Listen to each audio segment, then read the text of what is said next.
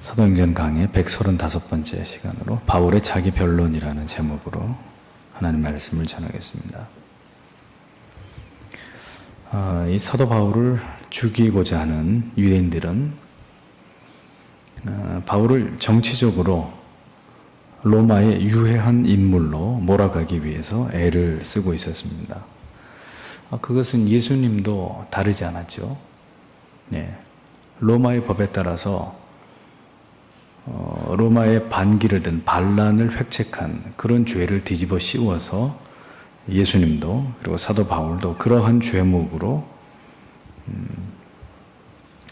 각각 죽음에 이르고자 애를 쓰고 있었던 것을 보게 됩니다. 그 이유는 바울을 고소한 내용이 자신들의 종교적인 문제에 국한될 때는 당연히 로마의 시민권을 가지고 있는 바울이기 때문에 이것은 바울에게 절대적으로 유리할 것이기 때문입니다. 즉 종교적인 문제로 로마의 법이 바울을 단죄할 일이 없기 때문에 바울을 단죄할 수 있는 이유나 명분이 전혀 없기 때문에 종교적인 문제를 가지고 바울을 고소해서는 바울을 죽일 수 있는 방안이 묘연했기 때문입니다. 그래서 어떻게 해서라도 정치적인 문제로 걸어서 이 사람은 로마의 아주 유해한 인물입니다. 이렇게 이제 고소를 하고 그것이 받아들여져야만 로마의 법에 의해서 바울을 단죄할 수 있었기 때문에 자꾸 그쪽으로 몰아가고 있는 그런 모양새를 보게 되는 거죠. 성도도 그렇습니다. 세상에서 우리가 신자라는 이유 때문에 핍박을 받는 일은 없습니다. 우리가 성경책을 들고 교회 간다는 이유 때문에 사람들은 우리를 욕하지 않습니다. 우리가 오해를 받거나 미움을 받는 문제는 이런 문제이죠. 예를 들면 참된 믿음을 가진 교회와 성도와 목회자는 종교적인 평화를 깨는 자들이다. 이제 이런 오해를 받는 거죠. 다른 얘기를 하니까 다른 교회에서 보편적으로 하는 얘기와 다른 이야기를 하고 다른 주제를 이야기하고 보다 심도 있고 어떤 의미에서는 아주 강하고 아주 깊은 폐부를 찌르는 이런 얘기를 하고 또 다른 종교에 대해서 철저하게 배타성을 갖게 되니까 사람들이 우리가 예수를 믿는다는 것 때문에 우리를 미워하는 게 아니고요. 저런 사람들은 저런 아주 보수적인 교회나 목회자나 성도들은 이 평화를 깨트리는 자들이다. 그리고 율법주의자들이다. 뭐 이런 이제 오해를 받게 되는 것입니다. 또 지금처럼 동성연애자들의 인권이 강조되고 중시되고 있는 시대의 흐름 속에서 우리는 동성연애자들은 인정할 수 없다. 동성연애자들은 다 지옥에 가야 될 사람이다. 이렇게 얘기를 하니 세상이 우리를 볼 때 혹은 동성연애자를 지지하는 교회들이 보수적인 교회를 볼 때는 동성연애자들의 인권을 짓밟는 아주 참 잔인하고 냉정한 그런 사람들이다. 이제 이런 오해를 받는 거죠. 다른 교회 성도들 무시하고 그들에 의해서 만들어진 불의한 법을 지키지 않으려고 하는 뭔가 이렇게 튀고 자기들만이 대단히 잘난 사람들인 것처럼 그렇게 마지막 때 옳고 바른 것을 따라가려고 하는 교회나 성도들은 이제 이런 문제들 때문에 오해를 받고 고립을 당하게 되는 것이고 박해를 받는 일들이 일어날 수 있다는 것입니다. 총독의 입장에서는 바울이 정치적으로 로마에 대항하는 유대주의자들의 표현대로 폭도가 아니라면 사실 다른 문제에 대해서는 크게 문제 삼을 것이 없는 게 사실이거든요. 무엇보다 로마 시민인 사람, 날 때부터 로마 시민이었던 사람을 자칫 잘못 재판을 진행했다가 그런 사람을 상대로 어떤 그 재판을 진행했다가는 오히려 그 재판을 잘못 진행했을 때 모든 책임이 자신에게 돌아오게 되는 부담이 있었기 때문에 이 바울의 고소의 문제는 벨릭스에게도 아주 골치 아픈 문제가 아닐 수 없었던 것입니다. 교묘하게 유대주의 종교 지도자들은 이렇게 사도 바울을 어떻게 해서든지 죽이기 위해서 이런 교활한 방법으로 자꾸 로마의 적이 되는 사람이다라는 쪽으로 바울을 궁지로 몰아넣으려고 하고 있었다는 것을 우리가 보게 되는 겁니다. 그런데 이제 중요한 것은 사도는 이러한 억울한 상황에서 그저 가만히 눈을 뜨고 당하고만 있지는 않았다는 겁니다. 이제 자신에게 스스로를 변론할 수 있는 기회를 얻게 되자 바울은 조목조목 그들의 주장을 반박하고 있는 내용을 오늘 성경 속에서 보게 되는 겁니다. 그래서 10절에서 13절까지의 내용을 보면, 자, 말 잘하는 도들로, 법조인 출신인 이 도들로를 비롯한 유대주의자들의 고소가 끝나자마자 이제 총독이 고개로 바울에게 이제 네가 얘기해봐라, 이렇게 신호를 보냅니다. 고개를 끄덕여서 신호를 보내니까 바울은 이제 일어나서 하나하나 그들의 주장을 반박하면서 자기의 주장을 펼쳐나갑니다. 바울은 먼저 변론하기 전에 총독에게 이렇게 말하죠. 당신이 여러 해 전부터 이 민족의 재판장 된 것을 내가 알고 내 사건에 대하여 기쁘게 변명하나이다. 이런 말로 시작을 합니다. 바울은 무슨 의도로 이런 말을 했을까요? 도들로는 앞에서 장황하게 아주 교원영색하면서 총독을 높이는 말로 이 바울의 고소를 시작했습니다. 그런데 바울은 벨릭스가 이 유대인들을 여러 해 동안 통치해왔기 때문에 그들을 당신이 잘 알고 있지 않습니까? 라는 자기의 견해를 피력합니다. 실제로 벨릭스는 유대와 이 사마리아 전체를 8년에서 9년 정도 총독으로 통치를 하고 있었습니다. 따라서 오랫동안 이 유대인들을 보아왔기 때문에 누구보다도 이 유대교에 대해서 총독이 잘 알고 있을 것이라는 그 믿음을, 총독에 대한 신뢰를 바울이 먼저 표현하고 그 다음에 이제 자기 변론을 시작했던 겁니다. 당신이 우리 유대교에 대해서 너무나 잘 알고 있으니 분명히 어느 한쪽으로 치우치지 않고 아주 적절한 판결을 내려줄 것으로 나는 기대하면서 기쁜 마음으로 지금부터 내 자신에 대해서 나는 변론을 시작하겠습니다. 그런 의미였습니다.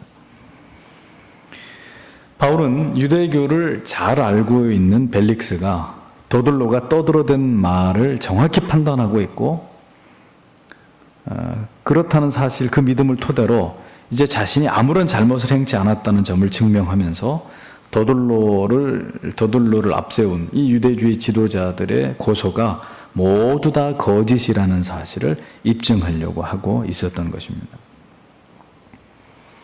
보십시오. 하나님께서는 여러 가지 수세에 몰려있는 바울이었지만 그에게 담대함을 주셔서 이렇게 지혜롭게 스스로 닥친 어려움을 잘 풀어나가도록 하나님께서 그를 돕고 계신 것을 볼 수 있습니다. 결코 불리한 상황에서 휘둘리거나 낙심하거나 위축되지 않고 바울은 당당하게 지금 자기에게 닥친 이 모든 어려운 문제들, 이 어떤 법적인 고소의 문제들을 자기를 변호해 주는 사람은 지금 아무도 없어요. 저쪽에는 고소인단이 꾸려져 있는데 아주 쟁쟁한 법률가들로 팀을 이루어가지고 바울을 지금 고소하려고 하고 있는데 바울을 돕는 사람은 아무도 없어요. 그러나 바울은 하나님이 함께하고 계셨습니다. 절대적으로 불리한 상황이었지만 오히려 바울은 더 기세등등하게, 당당하게, 굽힘없이 주눅들지 않고 할 말을 또박또박 다 하면서 자신이 죄가 없다는 사실을 증명해 나가고 있었습니다. 잘못한 것이 없는 사람은 사자같이 담대할 수 있습니다. 당당할 수 있습니다. 자기가 잘못한 게 없는데. 무죄한 사람을 고소하고 자신들의 야망에 눈이 먼 자들이나 초조하고 불안해하고, 그래서 혼자 힘으로 안 될 것 같으니까 사람을 규합하고 아주 말 잘하는 말쟁이를 데리고 오고, 이러면서 어떻게 해서라도 자신들의 그 불의한 뜻을 이루려고 협작하고 담합하고 하지, 하나님 앞에 당당하고 떳떳한 사람은 그 모든 것에 대해서 자기 혼자 맞설 수 있는 거예요. 꿀릴 게 없으니까. 언제나 진리의 편에 선 사람은 당당하고 떳떳한 법입니다. 비록 혼자를 할지라도.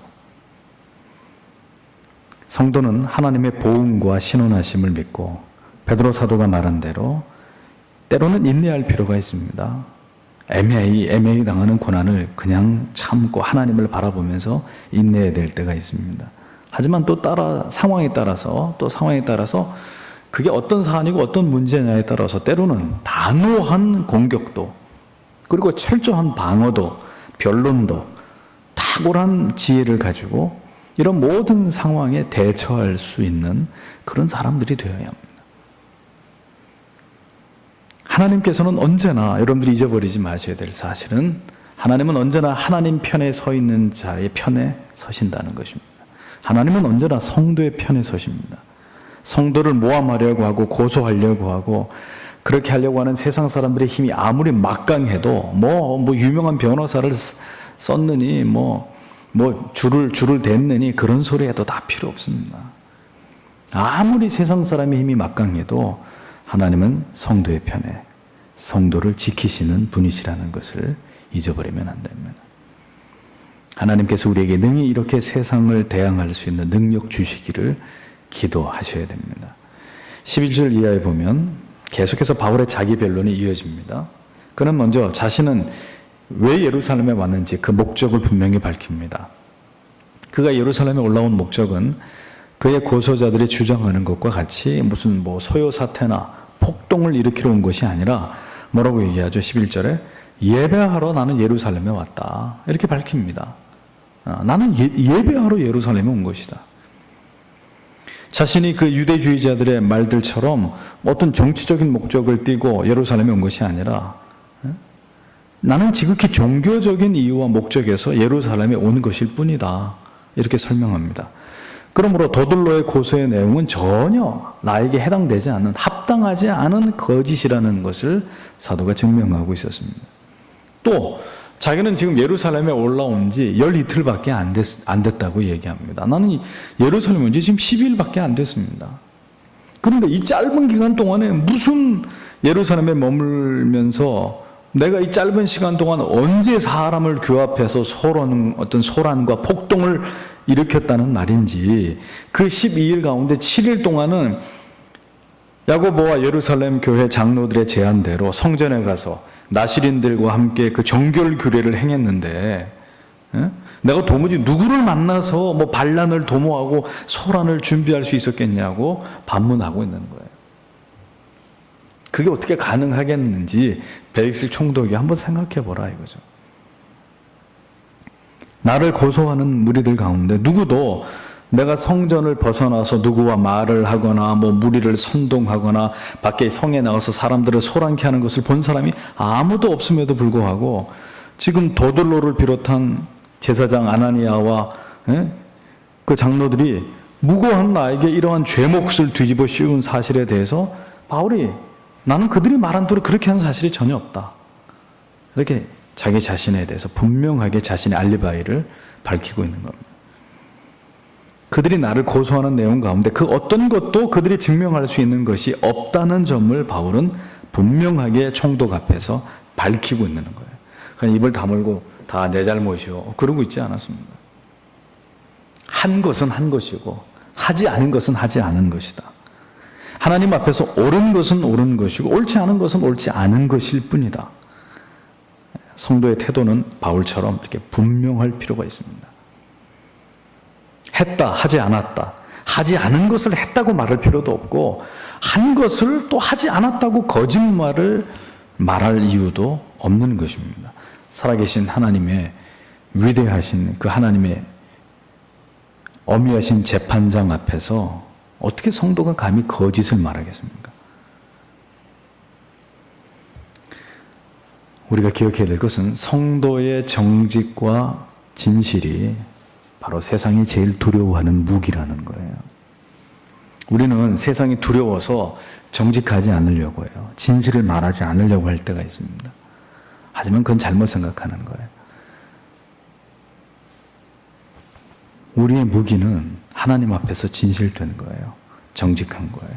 했다 안 했다, 옳다 아니다 분명히 하는 것이 세상 사람들이 우리를 두려워하는, 우리가 가지고 있는 무기란 말입니다. 바울은 아무것도 나의 잘못에 대해서 저들이 증명할 수 없을 것이다 라고 못 받고 있습니다. 왜? 나는 사실 저들이 말한 대로 그런 잘못을 한 사실이 없기 때문에. 성도는 세상 사람들이 우리를 모해하고 누명을 씌우려고 할 때 당당하게 맞서야 합니다. 분명하게 시비를 가릴 수 있어야 합니다. 하나님과 증인들 앞에서 그렇게 분명하고 떳떳하게 당당하게 우리 자신을 변론하려면 전제가 필요합니다. 뭐죠? 정말 그렇게 말할 수 있을 만큼 나에게 오류가 없어야 되는 거예요. 우리의 삶이 그들이 볼 때 책 잡힐 만한 것이 없어야 우리는 바울처럼 이렇게 당당할 수 있는 겁니다. 성도의 정직함, 강직함, 진실함이 흠이 없는 삶이 바로 이 세상을 압도할 수 있는, 이길 수 있는 힘이 된다는 것을 기억하셔야 됩니다. 그래서 주께서 말씀하셨죠. 소금이 만일 그 맛을 잃어버리면 어디다가 쓸 거냐? 어디다가? 다만 길에 떨어져서 사람들에게 밟힐 뿐이지 않느냐. 오늘 이 시대의 교회가, 성도와 목회자가 왜 세상 사람들의 비웃음거리가 됐습니까? 우리의 도덕성이 이제는 세상 사람들보다 못하기 때문에. 물론 따지고 보면 우리보다 더 못한 사람들이 있어요. 그런데 적어도 교회 다니는 사람, 성도라고 했을 때 이 사회는 보편적으로 우리에게 기대하는 기준치가 있단 말입니다. 과거에는 그래도 그 수준이 높았어요. 그리고 그것이 유지가 됐습니다. 하지만 지금은 이게 떨어져도 어느 정도 떨어져야 되는데 아주 바닥으로 추락을 해버려가지고 우리가 도저히 세상을 압도할 수 있는 힘이 없어요. 맛을 잃어버렸기 때문에 짜게 할 수 있는 재간이 없어요. 불은 다 꺼져버렸고 칠흑같이 어두움만이 깔려있는, 아무것도 우리가 할 수 있는 것이 점점 사라져가고 있는, 그러니까 세상을 압도하는 게 아니라 세상이 교회를, 성도를 압도해버립니다. 그런 시대가 됐다는 거죠. 성도의 정직함, 진실함, 세상 사람들이 볼 때 결격 사유가 없는 삶만이 결정적일 때 나는 그런 짓을 한 적이 없습니다. 내가 그렇게 잘못한 것이 무엇인지 증명해 보십시오. 바울처럼 이렇게 당당하게 법정에서 얘기할 수 있는 거죠.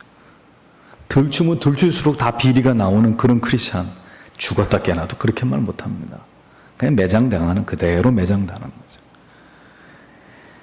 14절에서 20절까지 바울의 자기 변호는 더 구체화되고 있습니다. 자신을 고소하는 자들의 모든 주장은 모두 일말의 가치도 없는 거짓된 이야기이지만 자초지종을 총독이 알아야 하기 때문에 바울은 지금 자신이 어떤 이유 때문에 이렇게 부당한 고소로 받게 되었는지를 차근차근 설명해 나갑니다. 내용인즉 저들은 지금 자기를 이단이라고 하지만 자기는 그들이 이단의 도라고 말하는 바를 쫓아서 자신도 그들과 다를 바 없이 사실 똑같이 율법을 지키고 선지자들의 글을 다 믿어왔다고 얘기합니다. 저들이 말하는 하나님에 대한 소망, 자기도 가지고 있고 또 바리새인들이 주장하는 대로 자기도 의인과 악인의 부활이 있다는 것을 나도 자기 믿고 있다. 내가 하나님 앞에서나 사람 앞에서나 양심에 아무런 거리낌을 갖지 않기 위해서 내가 오늘까지 최선을 다해서 힘쓰는 삶을 살아가고 있다. 이런 사실을 설명합니다. 그런데 도대체 나를 고소하려고 하는 저들이 자기들과 내가 종교적인 문제에 있어서 도대체 뭐가 다르다고 나를 고소하려고 하는지 나는 그걸 이해할 수 없다. 이렇게 바울이 자기를 변론하는 겁니다. 무엇이든 그들과 자신이 다른 것이 있어야 자신이 이단이 되든지 고소를 당할 터이지만 자기는 유대교에 대해서 잘 알고 있는 벨릭스요. 나는 저들과 내 신앙이 크게 다를 바가 없습니다.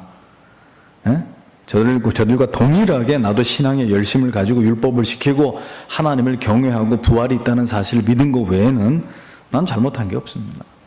이렇게 이야기합니다. 17절 이하에 보면 계속해서 얘기합니다. 자기는 소란이나 폭동을 주도하러 온 것이 아니라 그저 어려움 가운데 있는 예루살렘 교회를 돕기 위해서 마게도냐 교회로부터 걷어들인 많은 구제 물질과 헌금을 나는 그들에게 전달한 일밖에 없고, 그리고 성전에 가서 어떤 예를 행한 일밖에 없고, 나는 어떤 모임도 주도하거나 선동한 일이 없다는 것을 저들이 다 봤다 이거죠.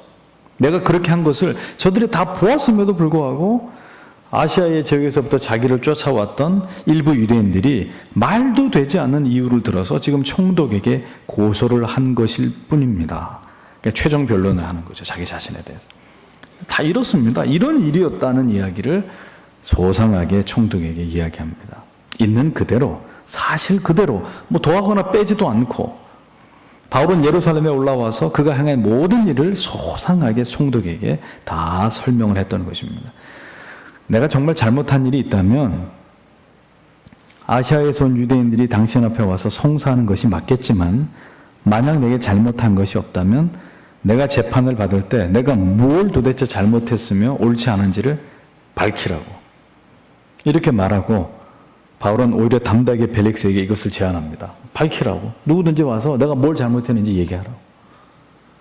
실제로 바울이 이 이야기를 할 때 이 법정에는 아시아에서 올라온 유대인들은 한 명도 없었습니다. 바울은 지금 그걸 알고 있었어요. 없고 누가 있었죠? 더둘로와 장로들 그리고 대제사장 아나니아만이 그 자리에 고소인 자격으로 참석하고 있었을 뿐이었습니다. 그러니까 바울은 자신의 무혐의를 더욱 강력하게 방증하기 위해서 자신을 고소한 자들의 무고 혐의를 역으로 지금 공격하고 있었다는 것입니다. 내가 뭘 잘못했는지 와서 얘기하라고 하십시오. 나는 잘못한 사실이 없으니까. 이렇게 말하고 있는 거예요. 실제로 아무 잘못을 하지 않았기 때문에 이렇게 담대하게 말할 수 있었던 것입니다.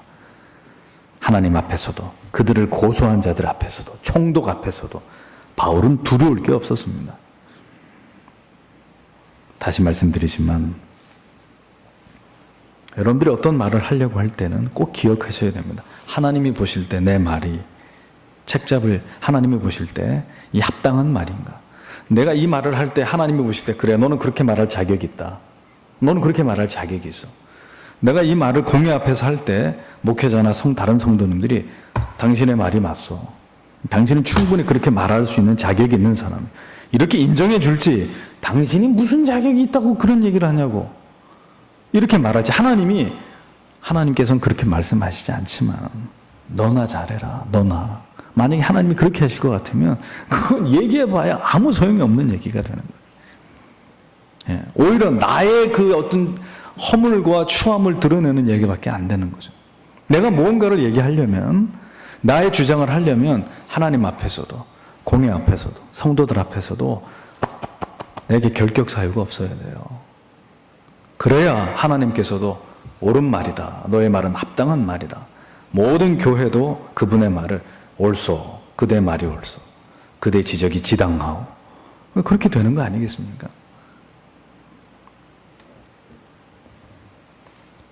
의를 행한다고 하면서 하나님의 뜻을 행한다고 하면서도 성도와 교회가 만약 세상 사람들이 보기에 하나님이 보시기에 전혀 용납할 수 없는 아주 비상식적이고 비윤리적이고 비성경적인 비신앙적인 일들을 버젓이 행한다면 그런 사람은 성도와 교회 안에서나 세상에서나 매장당할 수밖에 없어요.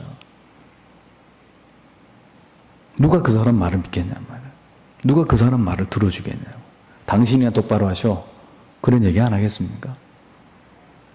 개혁교회라고 하면서도 전혀 올바른 성경의 진리를 따라가지 않고 좁은 길을 가지 않으면 신본주의적인 올바른 신앙의 정도를 가지 않으면 다른 교회와 성도들에게 우리도 조롱거리 되는 겁니다.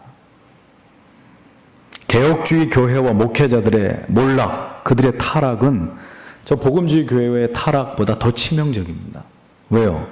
입만 열면 뭐 하나님 주권, 하나님의 영광, 무슨 개혁주의, 청교도, 칼빈 어쩌고, 기독교 강요 어쩌고 저쩌고 떠들었던 사람들이기 때문에 우리가 비난하는 다른 복음주의 진영의 교회들이 무너지고 쪼개지고 뭐 목회자의 스캔들이 일어나는 거 뭐 그건 그럴 수 있다고 쳐도 이런 보수적인 교회가 개혁주의 어떤 청교도를 운운하는 목회자와 성도들이 타락하는 문제는 동일한 문제가 아니란 말이에요. 이게 심각한 문제가 되는 거죠. 참으로 안타깝고 참담하기 이를 데 없는 일들이 이제는 복음주의 교회 진영만이 아니고 개혁교회 안에서도 일어나고 있으니까 이게 끔찍한 거예요, 진짜. 예. 다른 사람 욕할 필요가 없는 거예요, 이제는. 올바른 것을 지키고 외치려면 내 자신에게 더 철저해지지 않고는 그 뜻을 이룰 수 없는 법입니다. 내 가정을 복음화하려면 내 자신부터 참된 신자가 되지 않고는 절대로 그 뜻을 이룰 수 없습니다. 내 친구들을 전도하려면 내 자신부터 독실한 기독교인이 돼야 내가 무슨 얘기를 했을 때 친구들이 야, 저 친구 얘기는 들어야 돼. 저 친구는 법 없이도 살 친구야. 이 말이 먹히지. 내가 그런 사람이 아닌데 친구 다 속으로 얘기한단 말이에요. 너나 잘 믿어 임마. 너나. 개혁을 주장하려면 내 자신부터 우리 자신부터 개혁되지 않고는 개혁이란 말 입도 뻥끗하면 안 돼요. 그래서 그 길이 어렵고 힘들고 좁은 것입니다.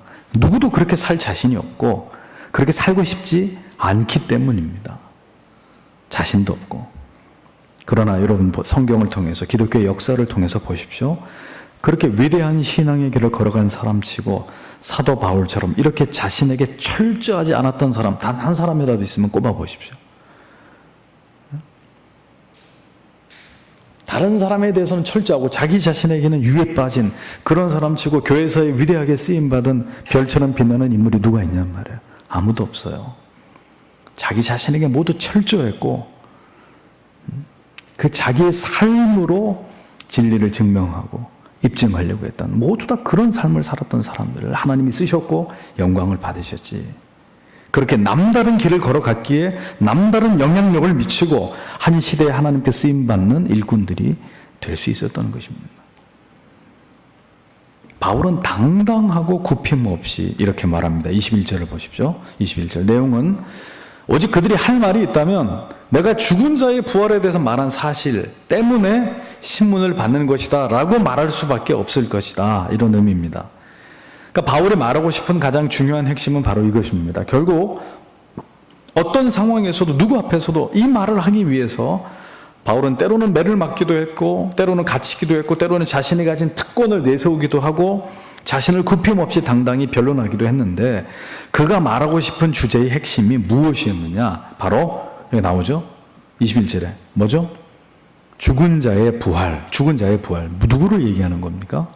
예수 그리스도. 그렇죠.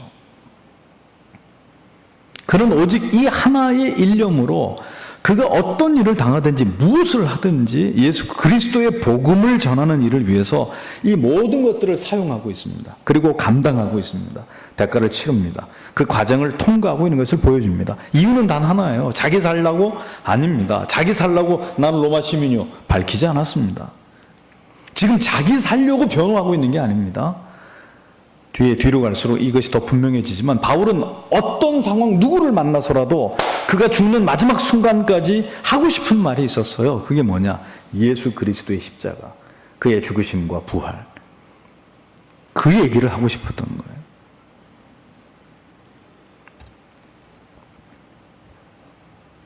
기회만 되면 한 번이라도 더, 한 사람에게라도 더 마침내 로마, 그 시대 가장 중심이었던 로마까지 입성해서 예수 그리스도의 그 십자가를, 그 죽으심과 부활을 말하기 위해서 그는 철저하게 의도된 대로, 계획된 대로 지금 처신을 하고 말을 하고 판단을 하고 있었다는 거예요.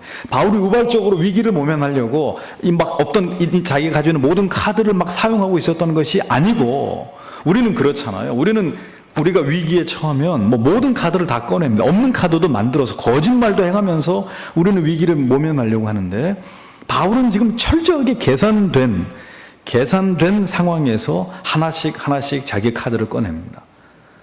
다른 이유는 하나도 없었어요. 자기를 위해서 그렇게 한 거 아니었습니다. 오직 사명을 위해서. 그 사명이 뭔데요? 예수 그리스도를 전하는 것. 철저하게 의도된 대로, 계획된 대로. 지금 자기를 변론하는 이 모든 내용도 모두 다 계획된 대로, 의도된 대로. 예수 때문에, 예수 복음 전하려고. 주도 면밀한 사람이에요. 아주 용의 주도한 인물. 우리가 세상에서 돈 버는 일에만 그렇게 용의 주도할 게 아니라 이렇게 하나님의 뜻, 하나님의 사명, 하나님의 마음을 이루어드리는 일에도 이렇게 바울처럼 용의 주도하게 목적을 딱 세우고 그것을 쫙 하나님과 자기만 아는 기도하면서 하나님이 주시는 지혜를 가지고 작전을 짜가지고 그걸 쫙 이렇게 이루어 나가는 이런 치밀함이 우리에게도 있어야 된다. 예수 믿는 거는 듬성듬성 믿고 세상에서 돈 버는 거는 악착같이 하고, 이거는 뭐가 잘못된 거 아니겠습니까? 반대로 해야죠. 반대로. 아니면 세상 일도 잘하고 하나님 믿는 것도 똑바로 확실하게 믿고. 성도는 이렇게 오직 예수 그리스도를 위한 목적성이 있어야 합니다. 무엇을 하든, 좋은 일이든 혹은 애매하게 고난을 당하는 일이든 억울한 일이든 영광스러운 일이든 그 모든 목적은 예수 그리스도를 위한, 복음을 위하고 진리를 위하고 주님의 몸 되신 교회를 위한 것이어야 한다는 것입니다. 그리고 그 모든 진실된 내용은 하나님이 아시고 믿으시고 보증해 주시는 것이 되어야 합니다. 주를 위한 것이었다고는 하나, 진정으로 주를 위한 것이었는지 자신을 위한 일이었는지 사람은 속일 수 있습니다. 하나님은 속이지 못합니다. 죽은 자의 부활. 오늘 교회도 우리 성도들도 마지막 순간까지 외쳐야 될 오직 하나의 진리가 있다면 오직 예수만이 구원이요. 오직 이 성경의 말씀만이 참된 진리요. 그것입니다. 지금처럼 진리와 비진리가 혼재해 있고 바른 믿음과 바르지 않은 믿음이 뒤섞여 있는 이 마지막 때에 올바른 신학과 진리를 지키면서 오직 변함없는 진리를 지켜나가는 것만이 마지막 때 우리가 함께 받은 사명이라는 사실을 기억하셔야 합니다. 우리가 마지막 순간까지 지켜야 될 거 있다면 오직 복음, 위대한 성경의 진리, 그것만이 우리가 존재하는 이유와 목적이 되어야 합니다. 하나님께서는 그와 같은 사명을 가슴에 품은 자들과 끝까지 함께 하시는 분입니다. 그들을 지키시고 그들을 통해서 영광을 받으시고 그들을 높여주시는 분이 바로 하나님이신 거죠. 자기를 높이려고 하면 안 됩니다. 성도는 절대 자기를 높이려고 하는 자들이 돼서는 안 돼요. 바울의 변론을 들은 벨릭스의 결정을 보십시오. 22절에 놀라운 사실은 벨릭스가 이 도, 즉 바울이 말하는 예수 그리스도의 복음을 그가 알고 있었다고 성경이 적고 있다는 점입니다. 22절에 보세요. 벨릭스가 이 도에 관한 것을 더 자세히 아는 거로 이렇게 얘기하고 있습니다. 놀랍지 않습니까? 도대체 어떻게 벨릭스가 기독교에 대해서, 예수에 대해서 잘 알고 있었다는 얘기일까요? 도대체 어떻게? 그 폭군 벨릭스가. 아마도 그의 아내가 유대인이었기 때문에 그녀를 통해서 알았을 수도 있고, 혹은 유대 총독으로 있는 동안 예수 그리스도의 도에 대해서 그가 보고를 받았을 수도 있겠죠. 이렇게 추측을 해볼 수 있습니다. 후에는 그가 바울에게서 아내와 함께 예수 그리스도의 도에 대해서 자세히 들으면서 두려워하는 장면이 나오잖아요. 잔인하고 간악한 총독 벨릭스. 그러나 그는 어떤 경로를 통해서였던 그가 이미 예수 그리스도에 대한 도를 익히 알고 있었다는 사실이 우리를 놀라게 만듭니다.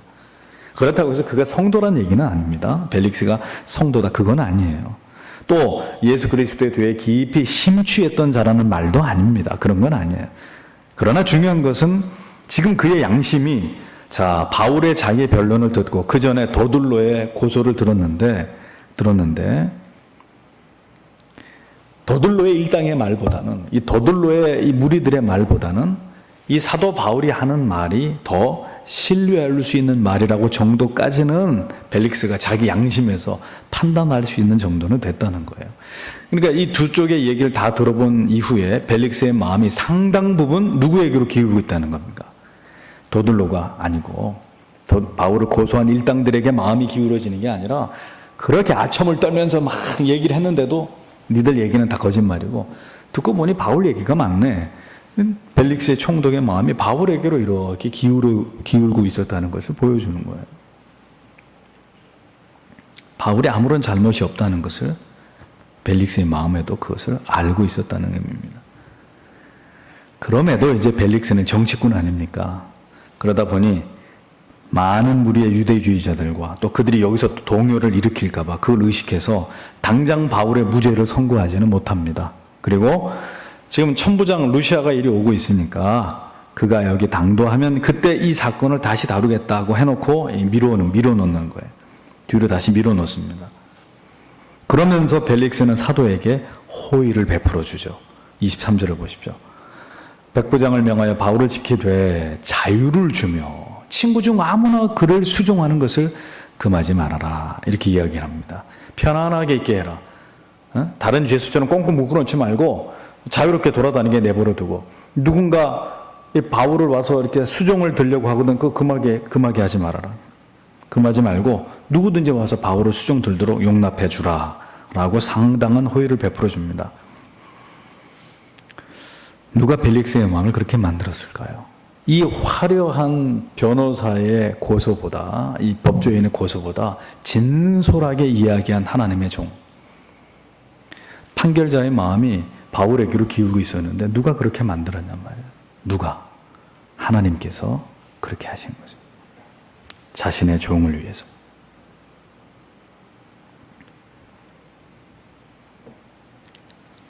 바울을 죽이고자 하는 자들이 많았습니다. 여기까지 오는 과정에서 바울을 죽이고자 하는 사람, 생명의 위협을 느끼는 순간들이 바울에게 한두 번이 아니었습니다. 그런데 그들의 계략이 단 한 번이라도 성공한 적이 있었나요? 물론 두드려 맞아서 거반 죽을 징에 갔던 상황은 있었습니다. 그러나 죽었습니까? 거짓말처럼 그 다음날 뻘떡 일어나가지고 또다시 다음 사역지로 향하는 바울의 모습, 이 초인적인 힘을 발휘하는 불가사의한 그런 바울의 모습이 성경에 기록되어 있을 만큼 그렇게 사람들이 그를 죽이고자 했는데 바울이 죽었냔 말이에요.